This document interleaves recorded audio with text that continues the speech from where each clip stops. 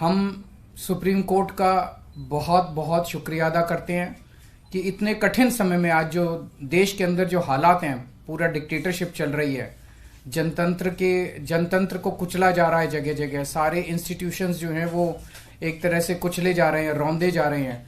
ऐसे में supreme court का ये जो फैसला है ये बहुत मायने रखता है जनतंत्र के लिए, और जनतंत्र को बचाने के लिए ये सुप्रीम कोर्ट का फैसला बहुत अहम है। इंडिया गठबंधन, इसलिए हम सुप्रीम कोर्ट का बहुत बहुत शुक्रिया अदा करते हैं। इंडिया गठबंधन की ये बहुत बड़ी जीत है, पहली जीत है, बहुत बड़ी जीत है और बहुत बड़े मायने रखती है। एक तरह से उन लोगों से छीन के लाए हम लोग ये जीत। उन लोगों ने तो चोरी कर लिया था ये चुनाव, उन लोगों ने तो वोट चोरी कर लिए थे, लेकिन हमने हार नहीं मानी। हम आखिरी समय तक लड़ते रहे, संघर्ष करते रहे और अंत में हमारी जीत हुई। तो ये पूरे देश के लिए, इंडिया गठबंधन के लिए बहुत बड़ी जीत है और बहुत बड़ा संकेत देती है देश को।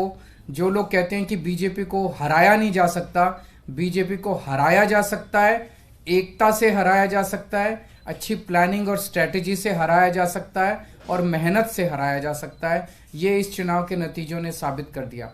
अब बड़ा मसला ये है, पूरे देश को सोचना पड़ेगा कि अगर जनतंत्र नहीं बचेगा तो कुछ नहीं बचेगा। आज जितनी कॉन्फिडेंस के साथ ये कह रहे हैं 370 सीट आएंगी, 370 सीट आएंगी, एक तरह से देश के लोगों को चैलेंज कर रहे हैं ये लोग कि तुम्हारे वोट की जरूरत नहीं है हम लोगों को, हमारी तो आ रही है 370 सीट। तुम्हारे वोट की जरूरत नहीं है हम लोगों को, हमारी तो आ रही है 370 सीट। अगर उन्हें इतना कॉन्फिडेंस है 370 सीट का, कहां से आ रहा है ये कॉन्फिडेंस? कुछ तो गड़बड़ कर रखी है इन्होंने। और जिस देश, अगर किसी देश के अंदर चुनाव के पहले पार्टियां साफ साफ कहना चालू कर दे हमें वोट की जरूरत नहीं है, हमें लोगों की जरूरत नहीं है, उस देश के अंदर फिर जनतंत्र बहुत बड़ा खतरे में है। पूरे देश को मिलके 140 करोड़ लोगों को मिलके जनतंत्र को बचाना पड़ेगा। इससे ये भी साफ है ये लोग चुनाव जीतते नहीं हैं, ये लोग चुनाव चोरी करते हैं।